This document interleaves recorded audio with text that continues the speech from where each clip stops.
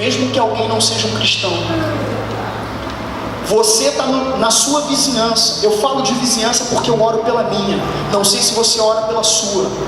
Eu oro pela minha. De vez em quando eu subo na pia da minha cozinha, boto a minha Bíblia no chão, no meu teto e no chão do vizinho, e profetizo: Senhor, faz florescer a tua palavra. Estendo a mão para o quarto, para os cômodos, estendo a mão para as casas que estão ao redor ali e falo: Senhor, opera a tua obra por meio do meu testemunho, da minha vida, da minha família, até da minha filha. E a minha filha uniu mais ainda com meus vizinhos.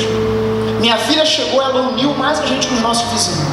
Nossos vizinhos amam a Sofia, aí dão um presentinho, aí dão um agrado, dão roupinha, dão tudo, brincam com ela. Ela é a farra da avenida lá. Mas a gente ora pelos nossos vizinhos. Não olhamos, infelizmente, como alguns dos nossos irmãos em Cristo que estão lá e que algumas vezes têm uma postura agressiva com eles. Agressivo já é o Evangelho, amado. Eu não preciso ser. O Evangelho já é agressivo. Eu não preciso ser. Aquelas pessoas estão se mantendo porque a igreja está lá. Eu estou lá na minha função, na minha vocação. Você está lá onde você está, seja onde estiver, o Senhor estiver te falando agora. Você está lá e você é um instrumento para salvar aquelas pessoas daquele barco e daquela crise. Só que você também precisa daquelas pessoas para poder sair da crise. A cooperação para todos nós sairmos da crise é mútua. Não é eu sozinho recebendo revelação. Eu preciso da Roberta, eu preciso do Sidão, preciso da Carla. Vocês precisam de mim. Vocês precisam dos seus vizinhos. Vocês precisam dos seus parentes precisam de você. Paulo entendeu isso. A solução para cada crise nas esferas da nossa vida, na sociedade, está bem do nosso lado.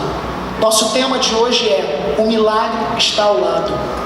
O milagre está mais próximo do que a gente imagina, mano. Às vezes ficamos olhando para o céu, como aqueles homens que viram Jesus subir e ficaram: cara, maneiro, hein? Aí eu imagino Jesus chegando, as portas do céu se abrindo, como diz lá no Salmo, levantar. Teve todo aquele contexto, os caras estavam lá embaixo. Maneiro.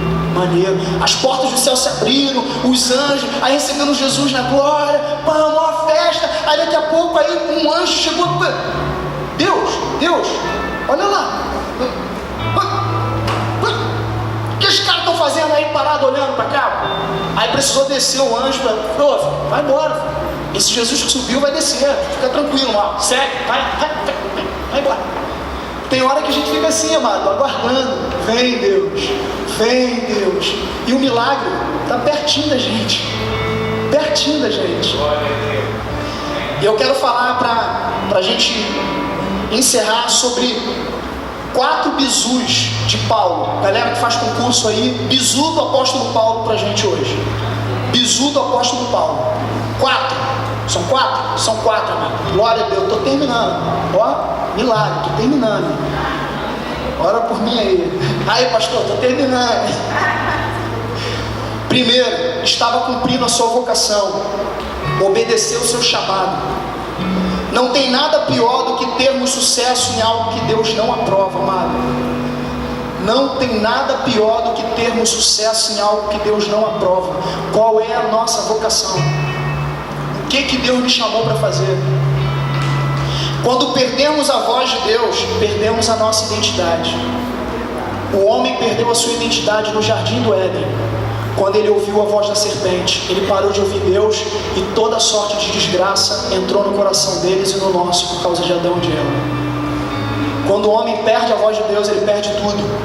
Uma coisa que eu aprendi com um professor, que vocação tem a ver com voz, é originado. Assim, eu não estudei profundamente, mas é um professor de respeito. E eu, caramba, lindo demais isso. Vocação tem a ver com voz. Deus liberou uma palavra no jardim do Éden, antes da queda, que era para o homem trabalhar e cultivar. O homem recebeu a voz de Deus para uma função. A Bíblia fala, eu nunca tinha percebido isso, coisas que tu lê assim, é só Gênesis. Amado, aprenda a extrair cada palavrinha, cada detalhe. existem muitos segredos de Deus, de uma linha para outra, de uma palavra para outra. Existem uns mistérios assim, amado, profundo, que a hora que a gente começar a parar assim, ó. Eu lembro do Lúcio, não sei se ele ainda tem, ele tinha um capacete, amado, com várias lupas assim, ó. Tu tem ainda aquele capacete, Lúcio? Tinha mais de uma, né? Eram algumas lupas, né? Para aproximar mais. Existem detalhes da palavra de Deus que você tem que pegar uma lupa bem... meu Deus, que é isso, Deus? A profundidade só vem com observação, não vem com excesso. Não adianta ir você em todos os congressos possíveis da face da terra, não adianta você ler todos os livros da face da terra, não adianta você ler a Bíblia 30 vezes por ano. Excesso não produz profundidade. O que produz profundidade é observação, é você esmiuçar, pegar os detalhezinhos. E eu li em Gênesis que Deus plantou o jardim, mas não tinha nascido erva ou planta, porque Deus ainda não tinha feito chover e não tinha colocado o homem para cultivar a terra. Deus não deu tudo assim tão prontinho, não.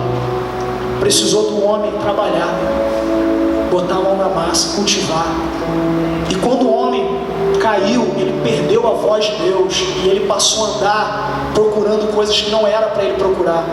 Paulo ouviu a voz de Deus e atendeu o chamado, o seu chamado vocacional. Ele parou de andar pela necessidade e andou pela sua vocação.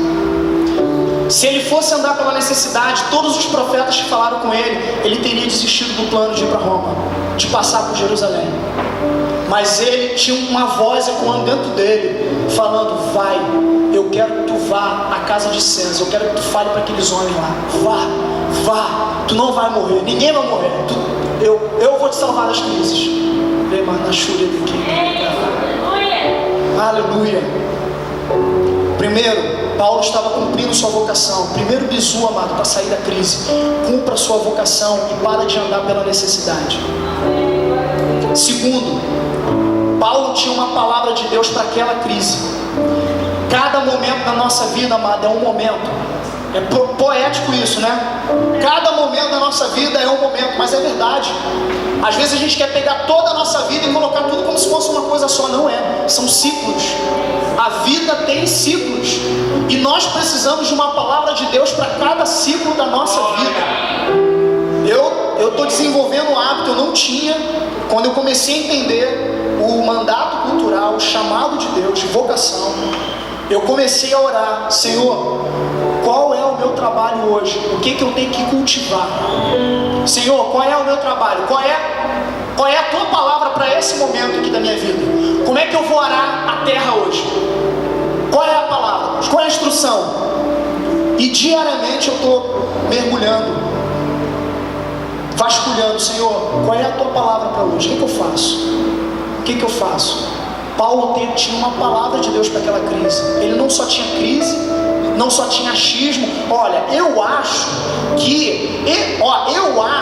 Paulo não tinha eu acho. Ele falou assim: o anjo me apareceu e falou: ninguém vai morrer, porque é importante que eu esteja em Roma. Deus vai preservar a gente. Já chegou com a palavra de Deus. O Deus que eu sirvo mandou um anjo para vir trocar uma ideia comigo. Ninguém vai morrer. Ele tinha uma palavra de Deus. A palavra de Deus podia ser: todo mundo vai morrer. Gente, o anjo falou comigo: todo mundo vai morrer. Aí seria a segunda crise de Paulo. Primeiro ele briga com os caras que estavam com fome. A segunda ele fala: todo mundo vai morrer. Não foi. A palavra de Deus é: eu vou preservar, eu vou livrar vocês dessa crise. Qual tem sido a nossa fonte de inspiração? As técnicas desse mundo? Os intelectuais desse mundo?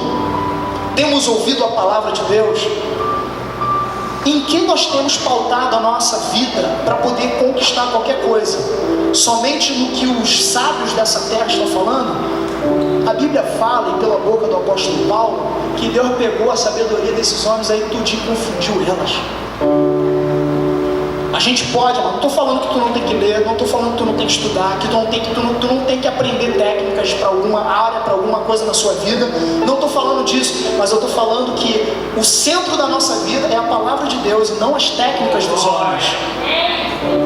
Se eu começo a andar por técnica, não, vamos fazer, olha Fernanda, vamos dirigir o louvor, você começa, você fala aleluia e tal, técnica pra, como aquela fita, sei lá, indigesta, do ser humano ensinar o outro a falar em línguas. Olha, você começa a falar aleluia, também enrolou a língua. Não tem técnica, poder de Deus não tem técnica, poder de Deus vem e bagunça tudo, cara. Tem aquela técnica da oratória, daquele monte de gente que parecia bêbado, falando a língua dos povos, todo mundo fala, caramba, a gente está entendendo o que esses caras estão falando, me explica a técnica daquilo. Não tem técnica, amado, foi o poder de Deus que desceu ali e rebatou os 3.000 lá, pegou os 3.000, os 3.000, o que a gente faz? Eu quero aceitar Jesus, 3.000, descida do Espírito Santo. Cadê a técnica? Cadê a técnica? Cadê a técnica? Eu vi lá o Rudinho, me prendam que eu vou sair. Tinha uma técnica. Como o Rudinho saiu? Me explica, amado, como Pedro saiu? Onde que tem técnica, amado? Pedro não precisou de chavezinho, Pedro estava lá, na moral, e a igreja começou a orar por ele. Ah, Deus, salva o Pedro, salva o Pedro, Senhor, salva o Pedro, Senhor.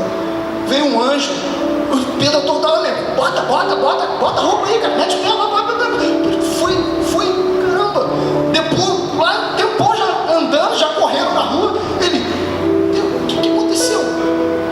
Me mostra a técnica nisso. Quando Deus vem, amado, tem técnica nenhuma, Deus bagulho, Deus faz o que Ele quer. Aleluia! Glória a Deus, vai aplaudir, não aplaude direito. Glória a Deus, aleluia! Terceira lição de Paulo para a crise, amado. E eu já estou terminando mesmo, mano. Ó, 10 minutos ali, ó. Fica na moral aí. Ora por mim. Paulo levantou a moral da tropa. Paulo recebeu uma palavra, amado, uma revelação, um anjo. Quem já viu um anjo aí, amado? Eu nunca vi. Pastor Levi já viu. Pastor Levi da nossa igreja lá de Parque São Vicente. Pastor Luciano Subirá. Alguns homens aí tiveram experiência com anjo aí. Eu nunca tive uma experiência, pelo menos eu acho. A Bíblia fala que alguns receberam anjos sem saber. De repente eu recebi, não sei. De repente tem um aqui.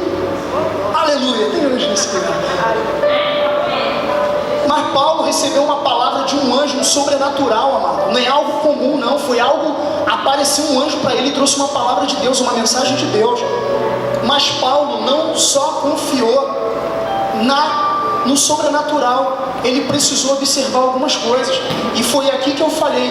Eu não sei se estava embutido na palavra do anjo, mas pelo que eu vejo no contexto, não estava não. O anjo só falou que ninguém ia morrer, que era para ele estar lá. Mas Paulo percebeu algo para aquela crise. Ele levantou a moral da galera. No versículo 33 ele fala: logo os primeiros sinais de alvorecer, Paulo insistia com todos, voltassem a se alimentar, encorajando-os. Hoje já é o 14º dia que estás em vigília contínua em absoluto jejum. Galera, vamos comer, gente, vamos comer. 14 dias no mar, vamos comer. Paulo levantou o moral da tropa. Amado, está passando por crise? Levanta o moral da tropa, levanta o moral da galera. Levanta o moral da tua casa, levanta o moral da igreja. Gente desanimada, triste, frustrada, apática, nunca fará revolução. Nunca. Toda crise em algum lugar tem um amanhecer, gente. Toda crise.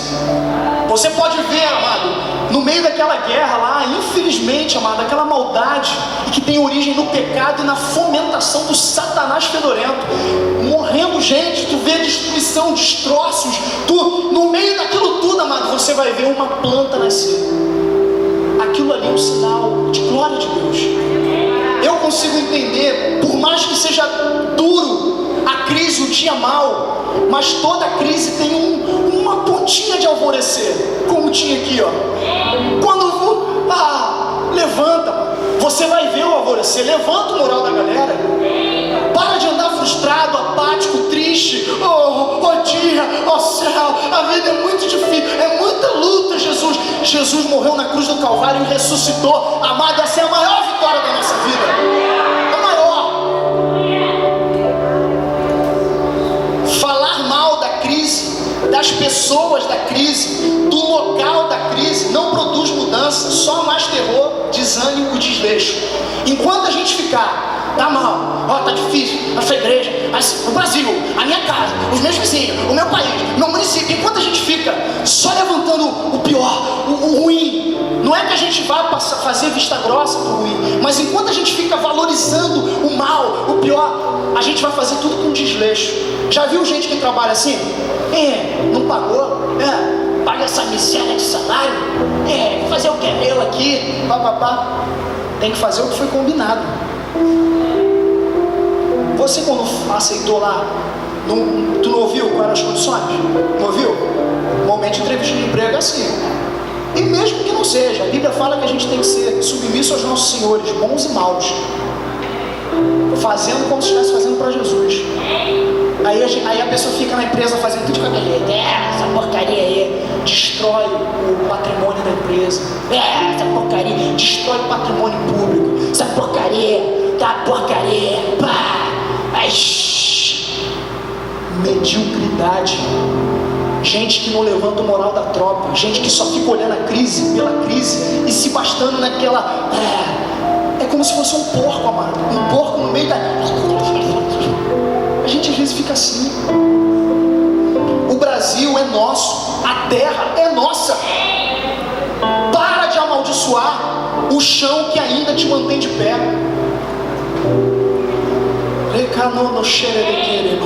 Amado, eu estou cansado. Eu estou cansado de ver, pá. Eu estou cansado de ver as pessoas ultrajando a nossa nação, os próprios brasileiros, falando mal, cuspindo no chão quem nos mantém de pé. Se tu está vivo, é milagre de Deus. Se eu estou vivo, é milagre de Deus. Gente que está, terra maldita, que vergonha do meu pai, é vergonhoso sim, mas eu estou aqui e eu vou fazer o que eu posso fazer para melhorar. Eu posso não mudar tudo, mas o que está perto de mim eu vou começar a mudar. Paulo não conseguiu mudar tudo, mas com a mentalidade dele, ele de pouquinho em pouquinho foi operando uma revolução. A Europa, amado, foi o apóstolo Paulo, usado pelo Espírito Santo de Deus com alguns outros irmãos, viajou pela Europa, amado, levando a mensagem. Sabia que você pode estar, você e eu podemos estar aqui por causa de um momento da história, num canal específico e chegou no Brasil. A gente não sabe, a gente não tem controle, mas que começou com aqueles homens lá, no meio da crise, no meio da perseguição, no meio dessa adversidade, e nós estamos aqui hoje. Paulo operou uma revolução em Éfeso no poder do Espírito Santo. Os homens voluntariamente, Paulo não precisou ficar batendo nos ídolos para derrubar, como muitos dos crentes costumam fazer. Para de idolatrar, para de não sei o que. O ídolo tem que cair primeiro no nosso coração, amados. O ídolo tem que cair no nosso coração. Quer derrubar o ídolo da nação? Começa derrubando o ídolo do coração. Aí a gente vai ver o altar do Senhor sendo erguido na nossa vizinhança, no nosso bairro, na nossa cidade, no município, no Rio de Janeiro, no país, e do jeito que Deus quiser fazer. Não tenha vergonha do seu país, tenha vergonha da corrupção, do pecado, do papelão que o diabo faz. Levanta a tua cabeça e seja a mudança necessária. Amado, se você está aqui nesse período da história, você nasceu nesse período da história, você e eu somos responsáveis por essa geração. O que a geração futura vai fazer? Deus tem os seus desígnios para levantar os seus profetas. Elias começou a choramingar, foi lá brigar com os ídolos, brigou com os ídolos. Eu quero morrer, estou sozinho. Levanta, come. Levanta, come e dorme.